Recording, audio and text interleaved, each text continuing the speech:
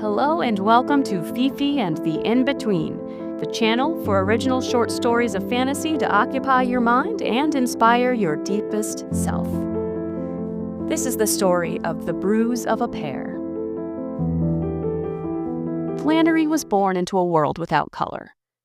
His God, the only God in this world, preferred simplicity. She built the sky from silence and the ground from firm resistance. Shadows were stark and the only source of artwork. Light glared painfully on the white and was eaten voraciously by the black. Everything that existed here agreed to be one way or the other. Flannery was dying. He lay on a bed that had known many generations of his family, although he had never had any children, so he would be the last to die here. The sheets wrapped around him like a shell, protective and comforting. The floor beneath him was dark, absorbing hair, skin flakes, and, eventually, entire bodies. The walls stood tall, clean and undecorated, witnesses to time, but unable to tell the stories. The man's body had been slowly withdrawing from life. His breaths were reluctant, always slightly delayed, as if they were losing a race but unable to give up. The pain, thankfully, had dulled. Now it was just a reminder that he actually hadn't died yet. It spoke in low, droning tones. "Still here," it said. "Still negotiating with the floor and all it has to offer." When Flannery slept, he dreamt. But his dreams were no more fantastical than his meager life. It was always this way. There was no escape into vapid darkness, no colors hiding behind eyelids. Dreams here were made out of the same substance as waking life, like objects arranged on a table or a grocery store being out of eggs and dog food. Tonight, as he drifted between awake and asleep, he found a gap in the fabric of his dreams. He'd never seen anything like it before, and in this gap, he saw something. Red. It appeared without ceremony, hovering in the alabaster gap like a small planet during its design phase, when God wasn't sure what to do next. Perfectly smooth, bright and shining, skin polished to perfection. A sweet, alluring smell emanated from it. A word popped into his brain. Cherry. It was like a memory, this word. He reached for it and slid his feeble, stiff fingers around its shape. It was cool to the touch, with more give than he expected. He pulled the cherry through the gap and up to his face. He held his breath to see if the color would change. It stayed red, so piercingly vivid that his heart pounded. What if God saw? This could not be allowed in her world. How could he dispose of the evidence? He bit into the cherry. The skin opened with a precise surrender. Juice spilled and sprayed all over the white dream sheets. It ran down his wrist like an admission of guilt. He wiped his chin, hoping to hide the evidence. The pit rested on his tongue, brown and slippery, undeniable. He held it there, considering whether or not to swallow it. He needed to find a way to dispose of it, but as his eyes searched the room, he felt his sleeping mind sink deeper and turn darker, very little light escaping through. The air thickened, and it felt difficult to breathe. A windowsill emerged, white and precise, created without a single humanizing flaw. On it rested a pear. The pear was larger than the cherry, heavier with consequence. Its skin was soft green and matte, shaped with careful imperfection. On one side bloomed a bruise, brown, and tender, a mark not of violence, but of frailty. The man felt his mind float towards the pear, as if it had its own barely noticeable gravitational pull. Closer now, his hand came into focus, caressing the pear. He pressed his thumb into the bruise. The skin collapsed, weak and granular. This bruise was an unintended injury, deep with its scent growing richer. And as the juice dripped onto the floor, he remembered his long-dead husband who lived like a china doll, terrified of being injured. What was his name? Strange. He can't remember it now, but he can remember his face. The white arc of his brow ridge in the sunlight, the black spill of wiry hair across a pillow, the way he slept with his tender mouth closed, his nose whistling. The man rested his forehead against the pear's cool skin.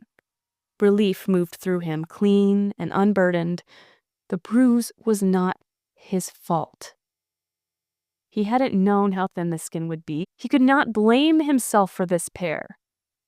Not in the same way that he blamed himself for so many mistakes. He didn't invite this fruit in. It snuck through the gap on its own and presented itself.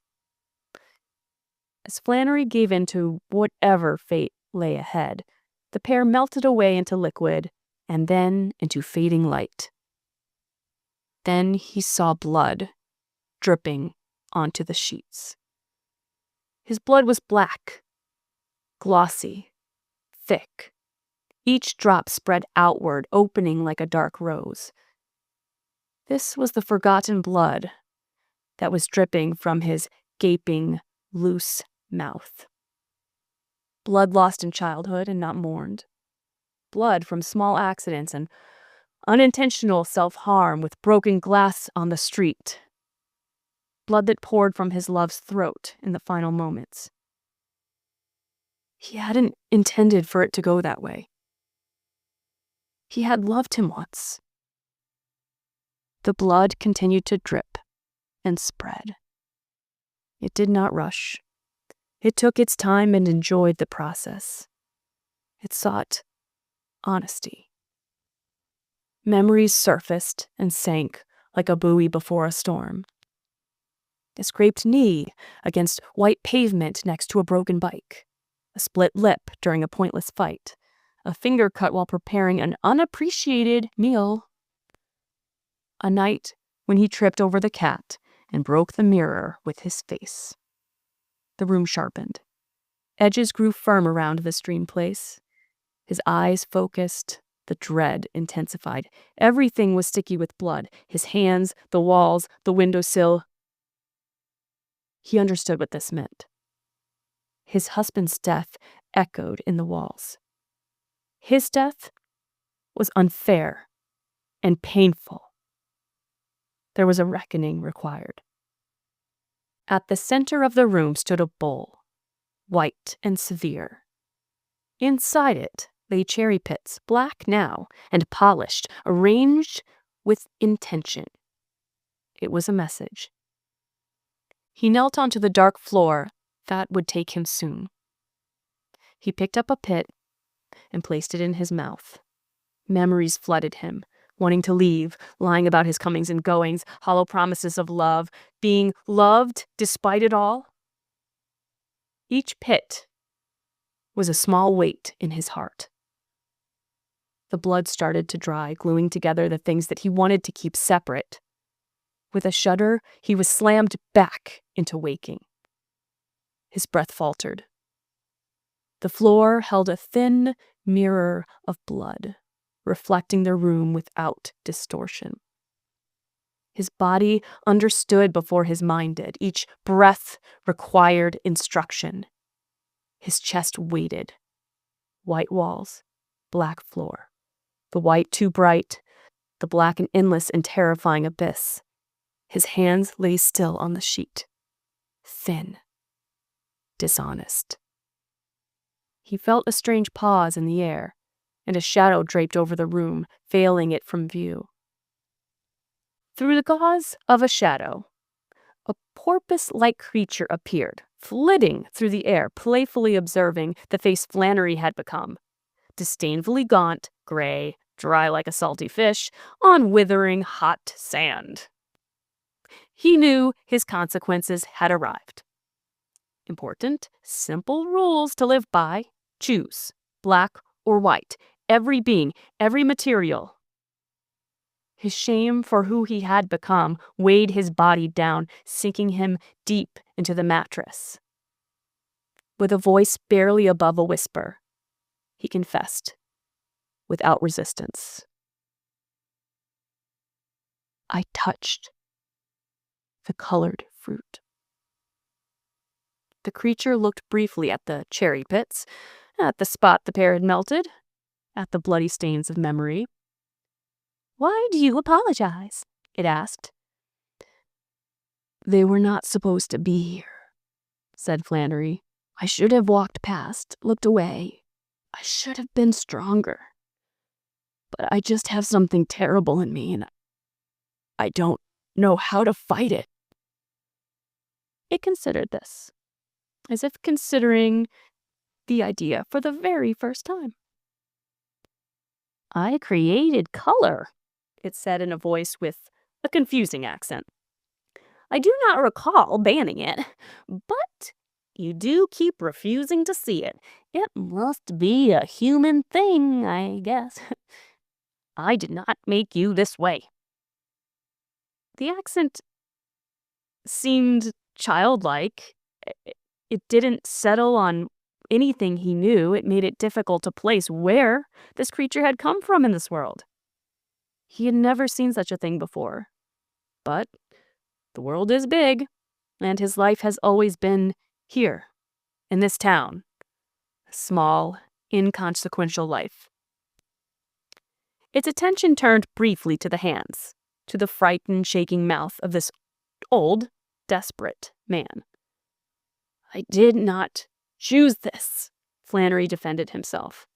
With curiosity, it moved closer. "What happened to you when you experienced the colored fruit?" He thought back, trying to remember the sequence of events. "I felt frail and seen for everything that I have ever tried to hide in myself. I felt worthless. I made a lot of mistakes." He took a painful, gasping breath in, his brain sluggishly sending signals that were struggling to make it to his lungs. Suddenly it hit him, something so obvious and yet invisible to him until now. "I thought if everything were reduced to contrast, I would suffer less." "And did you?" it asked. His energy began fading. Its eyes flashed then, not quite kindness, not cruelty, acceptance. "Color was a gift," it said, "and grief, it's not a punishment."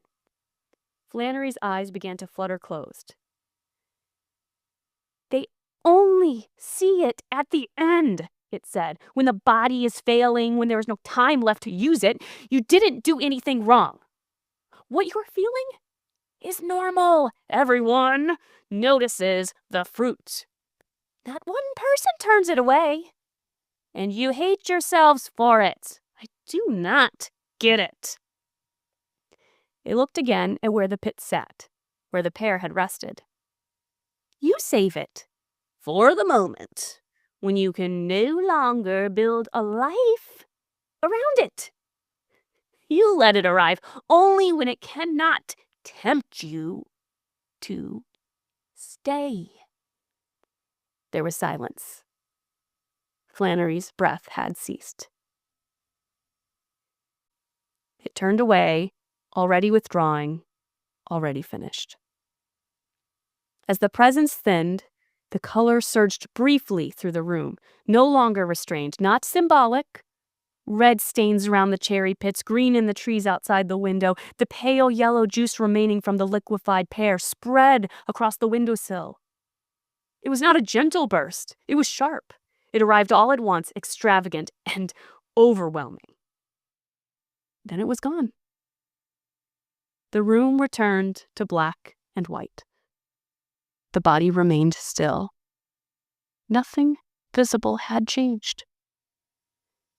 Death in this world was not mysterious. It was just a conclusion. Later, a stranger would enter the house and find nothing.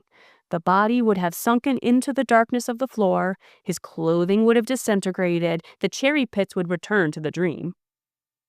Someone new would move in, unaware of the sins of its previous owner, and everything would seem simple and certain.